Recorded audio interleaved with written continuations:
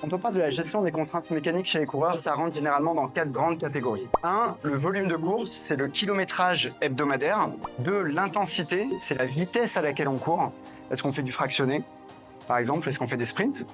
Le dénivelé, si vous faites du trail, est-ce que vous faites des côtes ou est-ce que vous êtes en terrain varié avec de la pente? Et enfin, la périodisation. Est-ce que je suis face à un coureur qui court tous les jours, qui n'a pas de séance de jour de repos?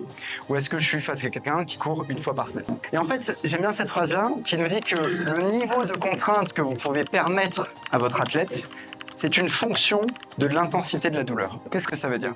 Si on a la douleur de notre patient qui est rangée sur les abscisses ici et niveau de contrainte en ordonnée, si mon patient a une faible douleur, je peux lui autoriser de faire de la vitesse, du fractionné et du dénivelé. Si la douleur augmente, je vais devoir enlever le dénivelé. Je vais lui dire tu dois courir à plat. Tu peux conserver de la vitesse.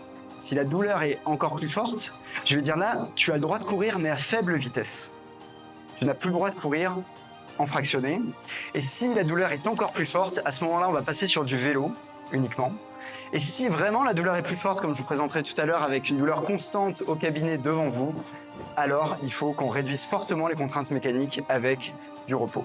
Donc vous voyez, l'enjeu chez les patients coureurs n'est pas de leur dire « tu as mal, arrête de courir », c'est d'essayer de voir comment est-ce qu'on peut manipuler ces variables-là pour les garder le plus actifs possible.